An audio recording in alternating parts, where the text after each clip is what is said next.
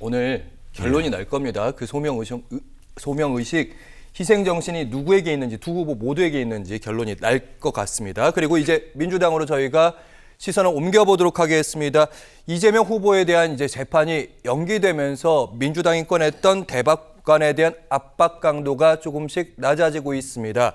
그러니까 재판 기록을 제대로 보기나 했느냐, 대법관들이 이런 의문 제기하면서 특검법도 발의한다고 그러고 거기에다가 청문회도 연다고 그랬고 탄핵까지 한다고 그랬는데 일단 특검법 탄핵은 접었습니다. 예.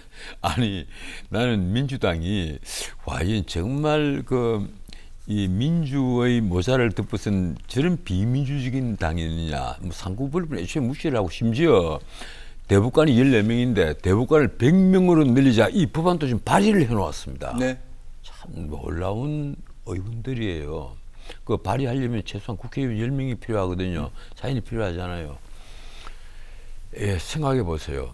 이 위인설법이라는 말이 있는데 뭐 특정인을 위해서 법을 만든다 하는데 지금 이재명을 구하기 위해서 예. 가장 좋은 게 뭐냐 보니까 아이디어가 딱 떠오른 거예요. 공직선거법의 허위사실 공표죄 이걸 없애버리자. 없애버리면 어떻게 되냐. 지난주에 우리가 얘기를 했잖아요. 그렇죠. 결국 면소 판결을 한단 말이에요. 예. 예. 뭐 공소기각을 하거나 면소 판결을 하거나 이래야 되는데 영향을 받게 되니까요. 예, 면소 예. 판결을 하면 이제 죄가 다 없어져 버린 거예요. 예. 거기다가 그러면 대장동, 백현동 뭐 이런 거 어떻게 해야 되느냐. 다 최고형이 무기징역인데 상방울 대북 송금 사건 말할 것도 없고 성남 FC 후원금 사건도 최고형은 무기징역이에요. 그럼 이거 어떻게 다 해야 되느냐. 이걸 애초에 정지를 시켜버리자. 처음에는 대통령이 당선되면 정지한다 이랬다가 예. 이번에 다시 바꾼 거는 수정하는 뭔가 하면 대통령 후보가 되면 정지한다. 애초에 정지를 해버리는 거예요. 그러니까 대통령이 후보가 되면 대통령뿐만 아니라 대통령 후보도 후보도 되면 정지를 한다. 예. 그 정지를 해놓고 그럼 나중에 어떻게 하겠어요? 결국은 집권하면 영구 집권을 하거나 첫 번째. 영구 집권하면 너무 뭐 확 하는 가시는 문제 거 없죠. 아니에요? 영구 집권을 하거나 네. 아니면 네. 임기가 정해지는데 나는 그 임기를 마치고 물러나겠다 이런 결심을 하면 네. 공소 취소를 반드시 다 시켜야 되겠죠.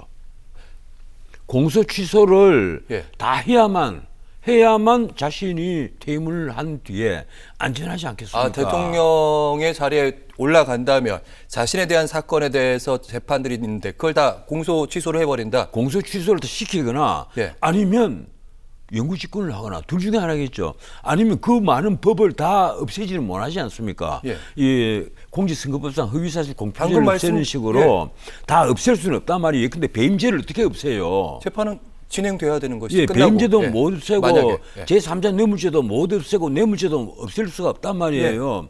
이러니까 결국은 나는 이재명 그 대표 그리고 이재명 후보를 둘러싼 그 수많은 민주당의 충성파들, 난 민주당에 이렇게나 구분을 하고 있어요. 충성파, 하나는 이성파.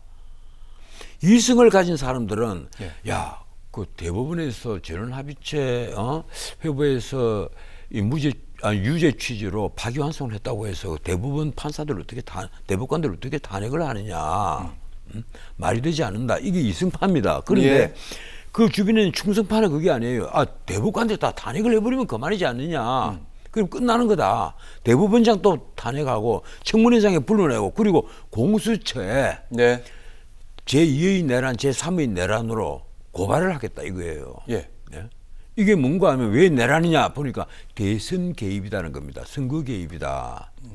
선거 개입이라는 거예요. 사법부가 정치에 개입하고 있다. 민주당이 하는 얘기죠. 아니, 예.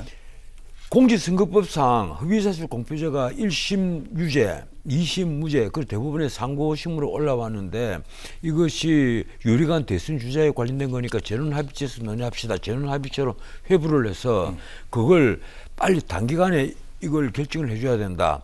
그래서 대법관들이 검토를 해서 10대 2로 유죄 취지로 파기환송을 했습니다. 그걸 두고 선거 개입이다.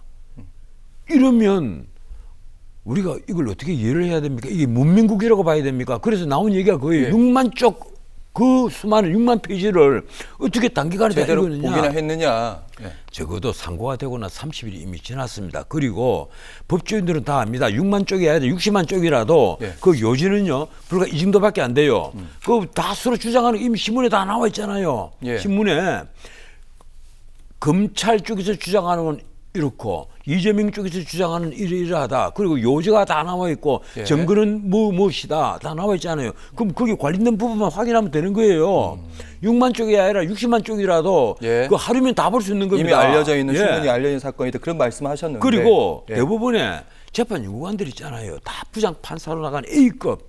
그 성적이 가장 좋은 판사들이에요. 최고의 이 판사들이 판사들이죠. 기록을 예. 다 검토를 해서 그 주요 쟁점 사항 다 정리해서 대법관들이 다 배부를 한단 말이에요. 그런데 무슨 새삼스럽게 6만 페이지를 읽었느냐 안 읽었느냐. 자, 그러면 하나 물어봅시다. 지난번에 권순일과 김만배가 재판 구례를 해서 전 변호사님 무죄 취지로 파기환송했을 때는 예. 왜 그런 얘기를 안 해요, 그러면? 잠시만요.